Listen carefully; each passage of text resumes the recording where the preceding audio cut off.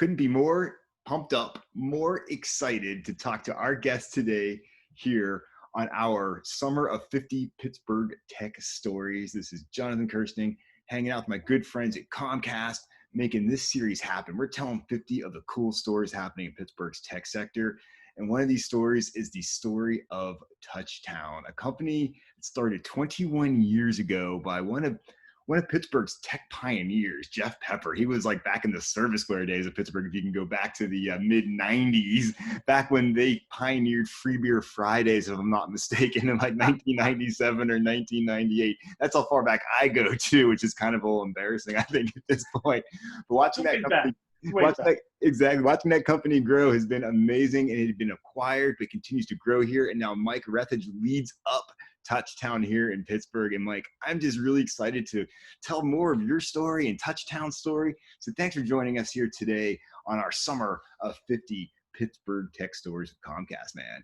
Well, hey, thanks. I'm really excited. You know, Touchtown's a small company, but we have a lot of fun. We're based in Oakmont, and we're doing a lot of good. So I'm just happy to tell the story and get the word out about us. Key thing you said, have a lot of fun, because I know the Ted Teal, who had just retired, you took his place. That was his main thing, was making sure people were having fun, keeping people motivated. And I've known Ted forever, and he's one of those guys where, like, I just think he's an inspiring fellow, and I know that's always important to him. And I'm glad you're keeping that mantra going. That's for sure. Well, I appreciate that. So let's just start off with real fast, just the elevator pitch for Touchtown, because it's performing this service and this technology that we just don't think about all the time when it comes to connecting our older citizens with tech, using them to connect to their families and loved ones and just stay plugged into the world. Yeah, I mean, Touchtown, that's our bread and butter, is connecting older adults really within their communities, so when they're living in senior living communities and beyond. And you know, that is a segment of the world that is, you know, in a unique position, just like us all in this pandemic. But these senior living communities are locked down, and technology is helping them really kind of you know, stay vibrant and you know, keep that sense of community alive. Right. Because you know, technology is so important as a tool to connect older adults, just like it is for me and you, and using all the tools that we use. Exactly. Right. Older adults, you know, for some of them, in fact, right before the pandemic hit, I was in a community out in Philadelphia, and you know, we had 90-year-old folks that are sitting there. They had no clue what an app was. They had no clue how to navigate their smartphone. Oh, but they were wanting to learn. They weren't wanting to learn because they're people. Right. I mean, they're still living their best life, and you know what? Senior living communities, and I think because of the pandemic, they get a bad rep. People think, you know, nursing homes and people dying left and right because of COVID. That's not the case. In fact, the vast majority of senior living communities have no cases at all. They're doing it really, really well with keeping things locked down, right, and safe, and having great programming. But you know, there are senior living communities that have breweries on site.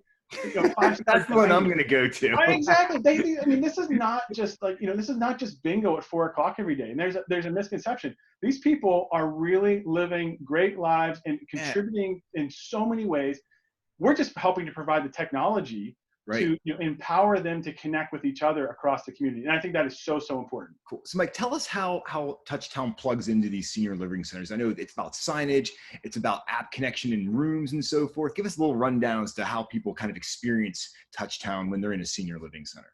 Well, we're all about choice, and everyone consumes that choice a little bit differently. So we have a variety of products to help to deliver those messages in the community, whether it's through digital signage or their in-room television. One of the big things for us has recently been the usage of video. In fact, we're every 3 days now, we have more video put in our system than all of last year because of COVID-19. God, are you serious? It's crazy.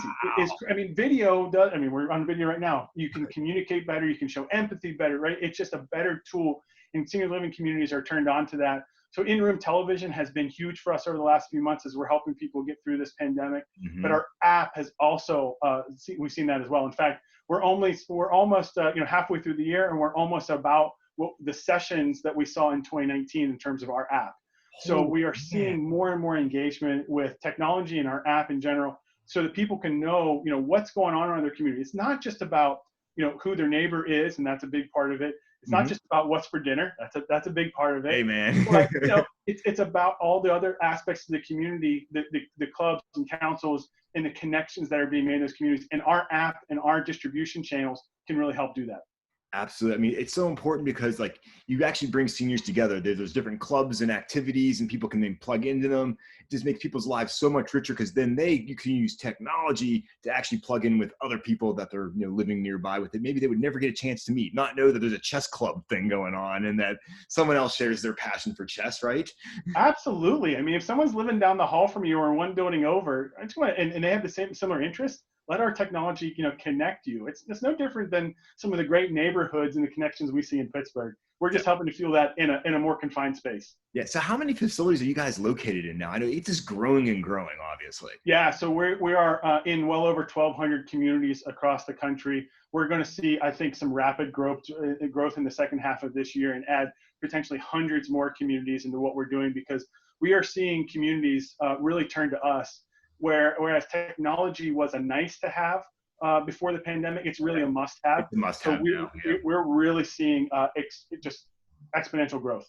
Do you think that being, when hopefully we say post-COVID or that people are going to realize that this is a type of technology that you have to have, you say it's a must-have. You think that's going to drive a lot of people realizing that they weren't able to connect their guests, especially when people were locked down for as long as they were, knowing that this is something that you got to have? I'm assuming you're thinking that's going to be driving some more growth for you guys. Yeah, I don't think we're turning back at this point and use some technology. And as the silver tsunami comes through and more people are moving into senior living, which I think is a great path for so many adults, older adults, to have a sense of community.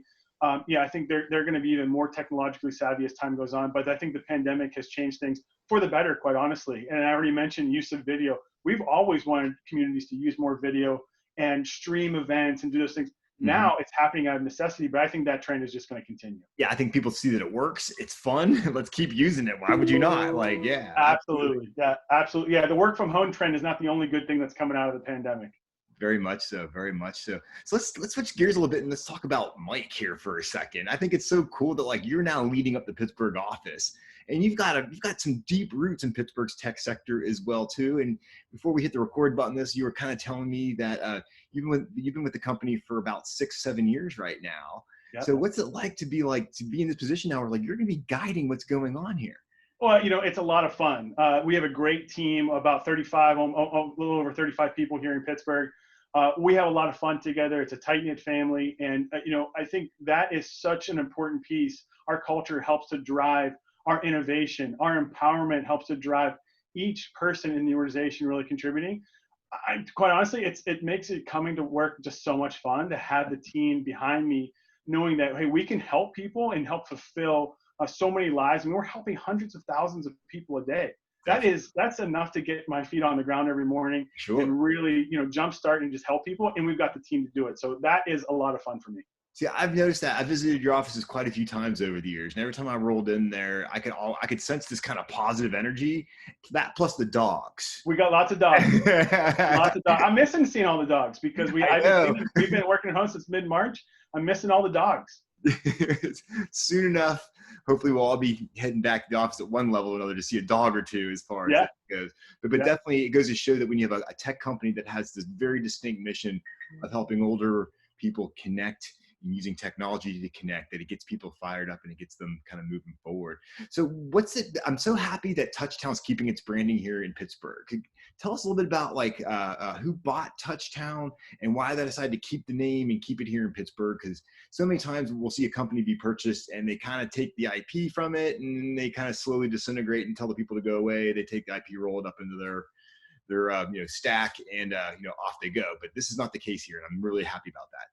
Yeah, not at all. I mean, our Pittsburgh office is thriving. A company called Uniguest purchased us in March of 2019. It was a long road to get there. We're really excited about that new partnership. And it really plugs us into a global company. In fact, I forget exactly, but I think it's 12 or 15 offices across the globe.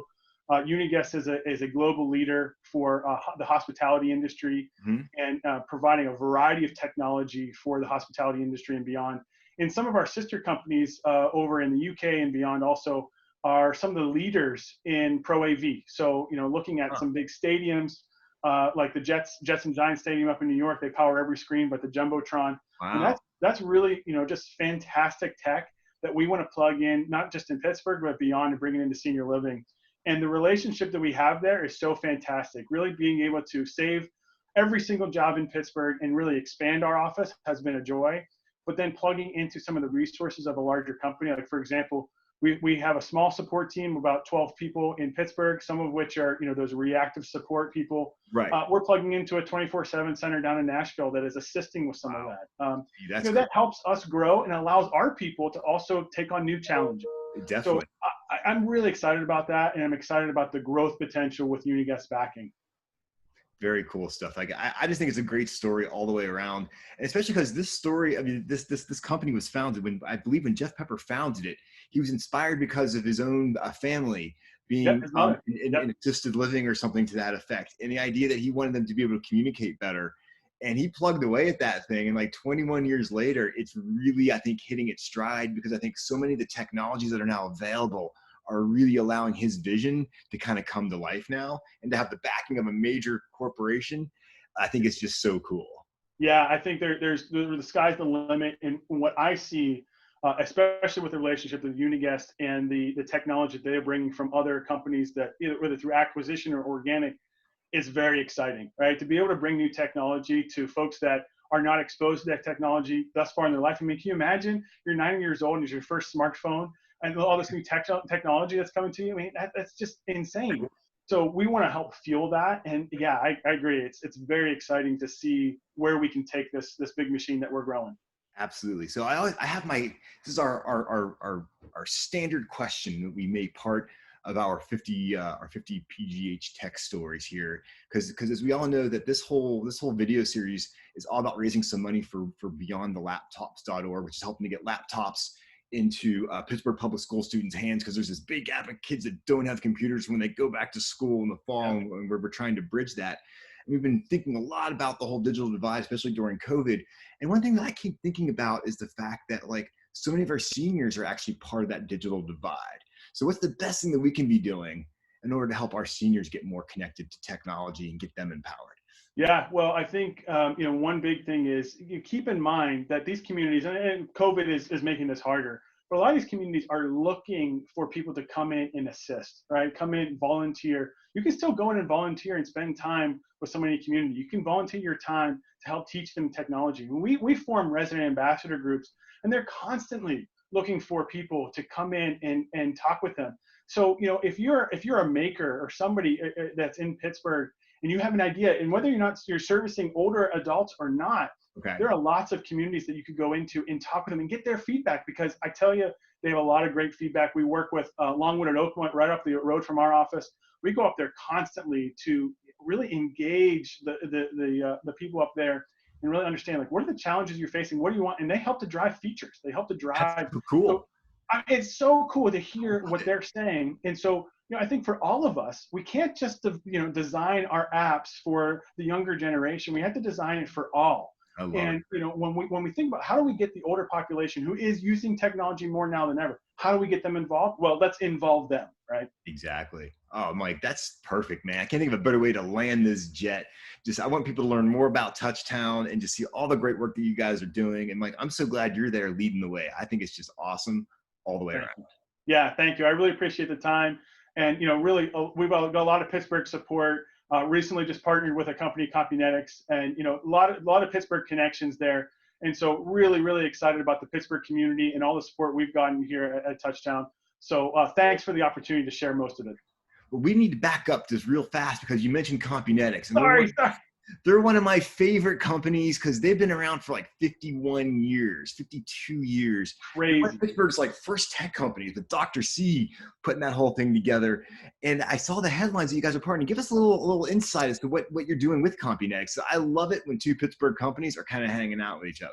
Yeah, sorry. Hey, we're extending this out. This is the bonus edition. But yeah, we partnered with Compunetics just at the start of the pandemic here, to provide video chat services, for family to staff or residents to staff right within our application. Compunetics is helping to power a lot of it.